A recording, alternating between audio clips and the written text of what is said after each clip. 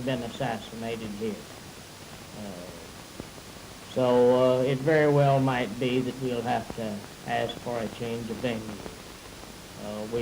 The case, if venue is changed, might be changed to some place 200 or 300 miles from here, where the Dallas newspapers do not circulate.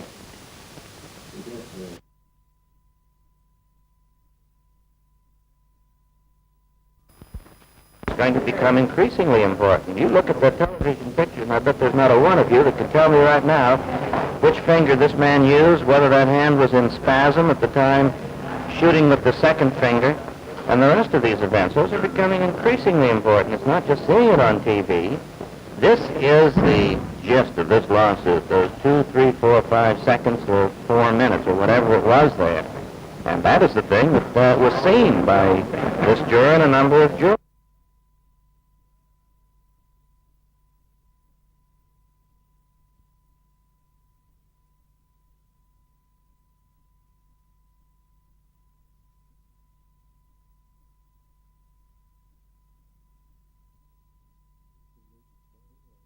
Prior to the difficulty with Oswald? Well, I knew him for about a week before about Oswald. During this time, was there, could you give us any idea as to Jack Ruby's personality? Well, Jack, he was the nervous type. I know he used to make me nervous just to be around him. And he was always nice to me. He treated me well. Did you see Jack Ruby on the day of President Kennedy's assassination? No, I didn't. Did you see him just prior to his assassination of Oswald? No. Have you heard from Jack Ruby since he's been in jail? No, not directly. Do you have any idea at all as to why Jack Ruby did what he did? I really couldn't say. I just don't know. Did he say anything at that time concerning what his future actions might be? No. Thank you very much. Thank you.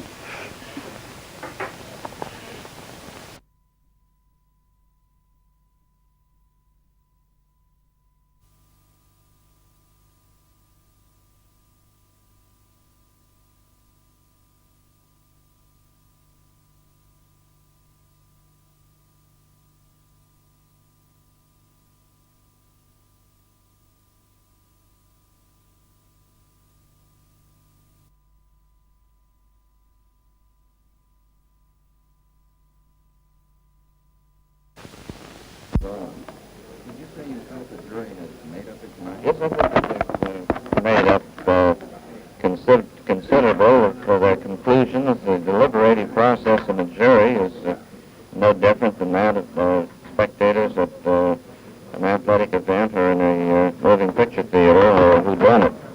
Now, the judge, of course, admonishes not to make up your mind until the last word is said, until you've heard my charge. But it's an impossible thing for the human mind to do. And I sense that they've had their conclusions by their now restlessness. And to impose on a tired jury is the height of a trial lawyer's folly. I think that there's such a thing as the rhythm and timing of the lawsuit, as well as the substantive and probative evidence that's been adduced. What was the rhythm of this one? Well, it was at a high point last night with Dr. Guttmacher, and it was swinging along well, and all pointed toward that. That was the climax. We built with the EEGs and with the psychological on up to his putting it all together and putting the pieces into context. And when he did, if he would bring lay testimony in today and after that, then I think that they wouldn't appreciate it.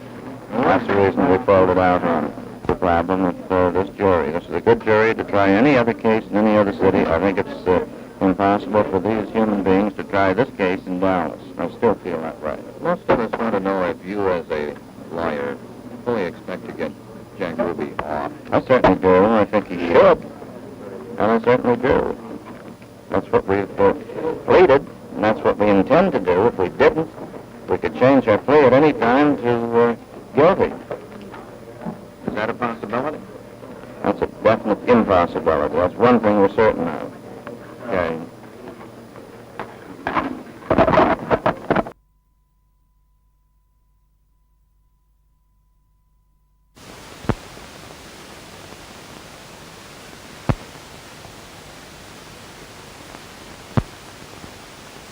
I'm going to make one statement and no more. I am a very positive person, as you know. I have had the courage to stand up and the guts to fight for American way of life. I came here as a spectator because I believe that Lee Harvey Oswald should have been in this courtroom and having a trial of his own. And as a mother, I thought maybe I might find some sort of a clue and help my investigation. But now that I have been subpoenaed, my dander is up. My dander is up. And it's going to stay up if I have to stay here till the rest of the trial. This is what I don't like, is to be pushed.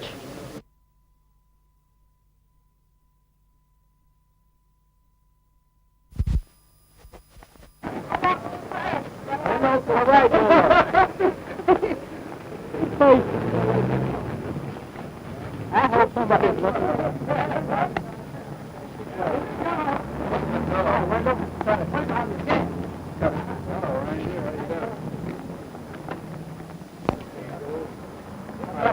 Cut it now.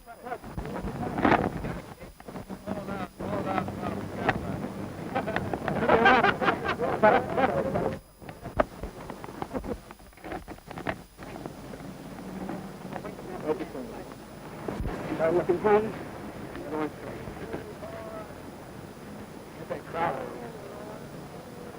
Coming up on the steps. No taking, I'm filtered. All right, pull up there.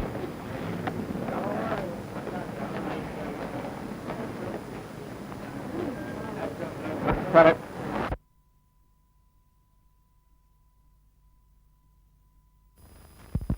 Do you believe that Jack Ruby was able to distinguish right from wrong the day he shot Lee Harvey Oswald? Yes, I do. You do believe so? Do you believe he has psychomotor epilepsy? No, sir, I do not believe he had psychomotor epilepsy.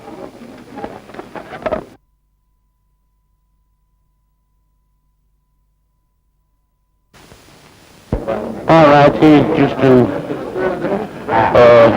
play up the handle many times since I've known him for years. They've been around together. He used to fight and go into sort of little rages and tantrums and holler, scream, and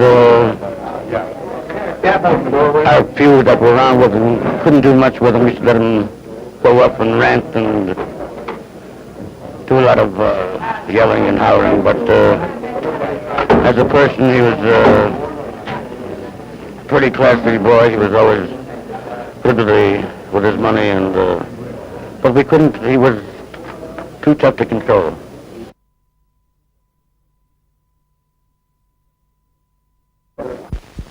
Was it your assessment, Mr. Bellline, that you had made your points to this jury and that it would belabor them and perhaps antagonize them if you presented more testimony?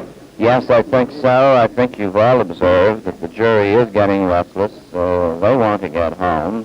Now, this is not said out of any lack of kindness or appreciation that they don't have patience, but there's a limit to human endurance and the capacity to follow testimony. There's one question that has, I think, been on the minds of most of us, and that is, do you expect to get Jack Ruby off? I certainly do.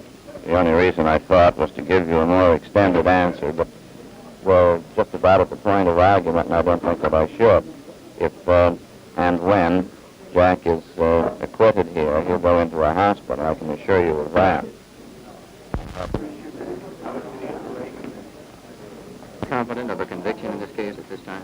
I'm not confident of anything. The jury can turn him loose or give him the chair, or somewhere in between. Well, as a prosecutor, Mr. Wade, do you have any personal feelings about asking death in the electric chair for this man? None whatever. If there's a hung jury, you think it'll come back to Dallas for trial?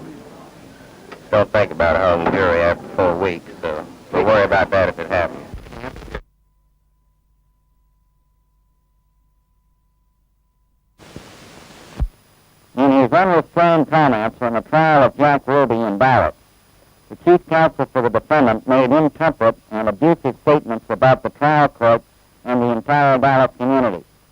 The effect was to question the integrity of the court and the jury. The canons of ethics provide that a lawyer having any justified grievance against a member of the judiciary should lodge that grievance with the appropriate authorities and not indulge in public defamation. Mr. Belli should know this. That he should so flagrantly disregard the code of professional ethics and his oath as an attorney is a discredit to him and to his profession. The American Bar Association has received several complaints concerning Mr. Belli's conduct. These complaints have been referred to the American Bar Association's Committee on Grievances for appropriate investigation and action.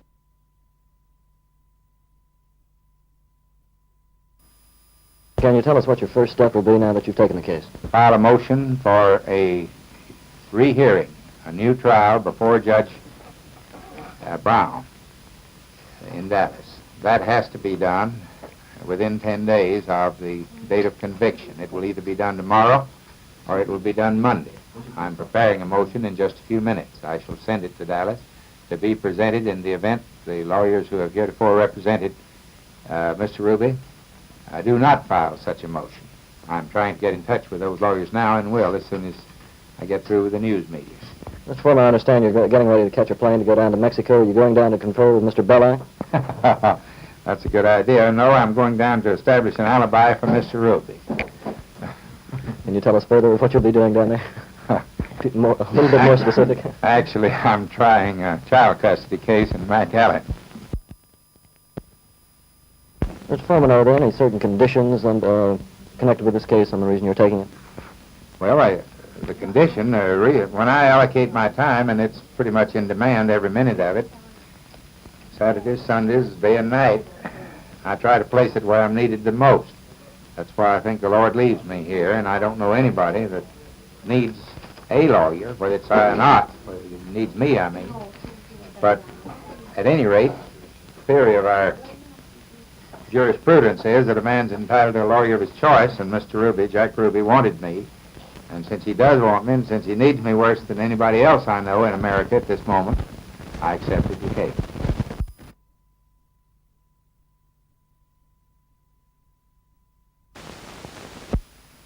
I never was so happy to get back to San Francisco in all my life as when I came back. Jack Ruby has the right to have any counsel that he wants in the world. A man has the right to his own choice of doctor, of lawyer, or priest. It's a sacred relationship.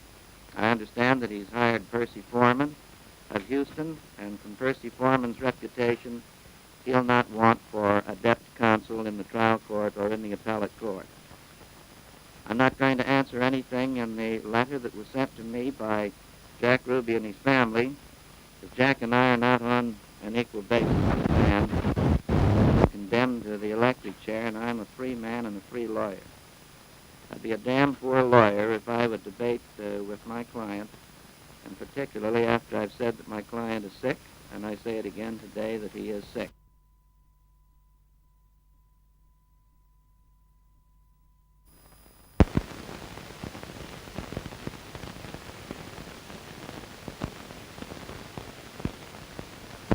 Mr. Kunstler, what good does a reversal do a man who committed murder on nationwide television? Well, the first thing it does, of course, it takes away the fear that he'll be electrocuted, because if we had lost here and lost in any other appeals we had, he would have gone to the electric chair. Secondly, it gives him a chance for a new trial, and a new trial now based on murder without malice, which is murder without premeditation, to put it in other terms, which would carry a maximum penalty in Texas of 5 years. And since he's already served 3 years, it's very possible that even if convicted of murder without malice, he would probably have almost no time to serve. He might just go free? He might just go free. Were any of the Supreme Court decisions involved in the reversal? Yes, they were. I think the court cited two. They cited the recent Estes case, Billy Saul Estes, and the television cameras that were used in that courtroom, and the Sam Shepard case. We relied very heavily on the Sam Shepard case to indicate that when a trial becomes so publicity conscious and so filled with newspapers and other media and not controlled by the judge that this can have an adverse effect on the defendant. And that's why they have ordered a trial to be held outside of Dallas and away from that influence for the next round.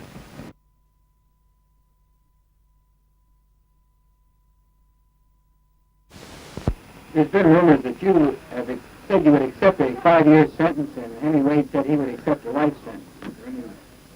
As I say, I have not talked to Mr. Wade, so I don't know what he has said, and I will tell you what I have told some other people, and that is that in the original trial, I argued to the jury that I thought at most it was a murder without malice case, which carries a maximum of 5 years, and that if someone asked us in authority if we would take 5 years, I would give it very serious consideration and confer with Jack and the family and the other attorneys and make a decision then. I think the change of venue...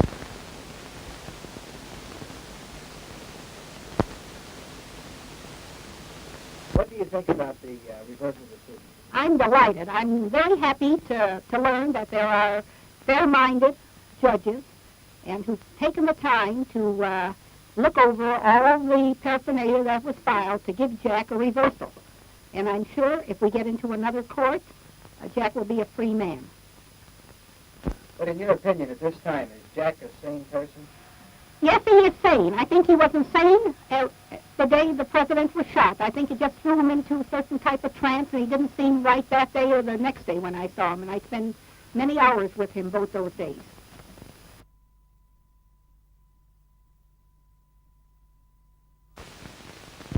Well, if it helps Jack, I'm in agreement. We didn't ask for it. Of course, Jack wanted it. But, you know, most people that are sick won't admit to it. We hope the appeals court will read all of the appeal now and really give him a reversal. That's the only thing that would make me happy. And we get a new trial. If there's a God above, justice will be gotten for Jack.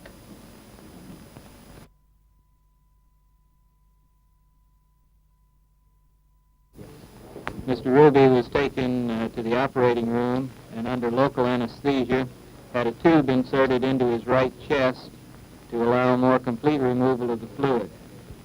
Then a lymph node biopsy was performed under local anesthesia. The lymph node revealed tumor on microscopic examination. Mr. Sir, was the lymph node malignant or benign? This was a malignant. This was a malignant tumor. I mean, his immediate outlook is good with the long term.